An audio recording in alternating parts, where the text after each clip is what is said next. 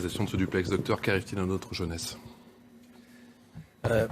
On pourrait être tous aujourd'hui à la place de la maman et du papa d'Alisha. Vous l'avez dit, on pourra tous le dire, et qu'il faut faire quelque chose, ça c'est évident. C'est vrai que l'emprise des réseaux sociaux, du harcèlement à l'école, c'est quelque chose qu'on répète, ça ne vient pas là. C'est comme toujours, on arrive au bout, et peut-être que ça ne s'arrêtera pas. Il faut vraiment faire quelque chose pour se mettre dessus, d'accord? Là a été réglé, c'est pas une bande contre une autre bande. C'est quelqu'un qui a mis à mort quelqu'un pour quelque chose d'un peu futile, vous voyez ce que je veux dire? C'est-à-dire qu'il a décidé d'enlever la vie à quelqu'un parce qu'il y avait un problème de cœur, de sentiment. Donc plus avant, on dirait que la mort est maintenant quelque chose de normal. Mettre à mort quelqu'un est normal et est possible pour un fait qui n'est pas très grave. Donc c'est vrai, on le dit tous, et je pense qu'on dira tous la même chose autour de cette table, il faut faire quelque chose, il faut dépasser les mots, les propositions. C'est-à-dire au niveau du harcèlement scolaire, il faut vraiment mettre des voyants rouges qui clignotent, mais pas au rouge, déjà à l'orange. C'est important. Parce que quand on arrive au rouge, des fois, c'est déjà trop tard. Donc vraiment, il faut faire quelque chose. Je demande aux législateurs, à tout le monde, de se mettre là-dessus. Mettre des moyens. De toute façon, il ne faut pas rêver.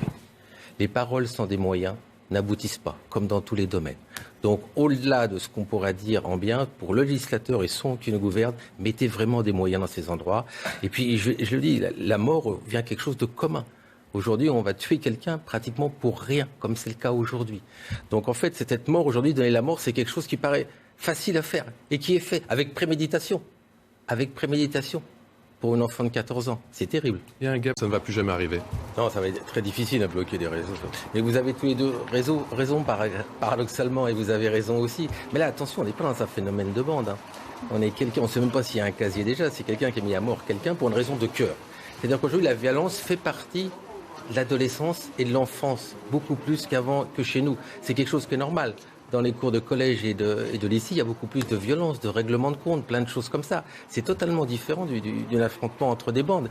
Là, c'est quelque chose de prémédité, mais cette violence qui fait partie, et je ne vais pas attaquer tous les jeux, toutes les choses comme ça. Moi, de mon époque, c'était Pac-Man. Aujourd'hui, c'est pas Pac-Man. Vous voyez ce que je veux dire? C'est des choses qui sont hyper agressives. Vous voyez, les jeux, on tue tout le temps à coups de barre de fer. Oui, ça joue sur la psychologie. Surtout qu'en ce moment, on ne sort pas. Ça fait depuis un an qu'il y a cet enfermement lié à la Covid. Tout ça, ça accélère. Donc, dès que ça s'exprime plus fort.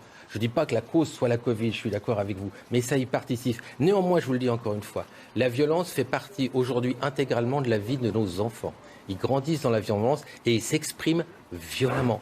Il faut vraiment, alors peut-être que ça. Alors comment on fait avec notamment les réseaux sociaux, parce on a beaucoup critiqué les réseaux sociaux parce qu'il y a des dérives, mais c'est aussi pour certains un exutoire, un lieu de création, un lieu d'expression. Même si on coupait les réseaux sociaux en France, vous savez bien que ça passera à l'Europe, ça ira dans le monde. C'est très très compliqué. Mettre des gendarmes, vous savez, quand on vous bloque sur un réseau, des fois on vous bloque pour rien et on vous bloque pas pour quelque chose de très fort. C'est très compliqué. Comment bloquer une photo qu'on a envoyée? Comment bloquer cela? C'est hyper compliqué. Alors c'est vrai qu'il y a de plus en plus de réseaux qui sont hyper sécurisés, mais cela, voilà, une photo qu'a envoyée à tout, mais c'est pas la première fois, des photos un peu où vous êtes un tout petit peu dénué qui part sur tout le collège au lycée, ça tue la jeune fille ou le jeune garçon, c'est clair.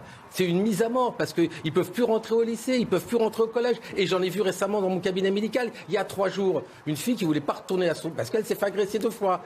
Donc elle va changer de collège. Voilà, on n'a même pas de collège, elle va changer de lieu et de département pour vous dire la vérité. Et comme il n'y a pas de solution à lui apporter, parce qu'elle est terrorisée, peut-être que je vais faire un mot lui disant qu'elle n'ira pas dans ce collège pendant 2 à 3 mois. Parce qu'il n'y a pas de solution à apporter. Elle est terrorisée. Sa mère me l'a amenée parce qu'il fallait la mettre sous traitement. Non, c'est pas la réponse à apporter, mettre sous traitement. C'est régler le problème et que ça ne se reproduise pas. Voilà, c'est tout. Serge Federer.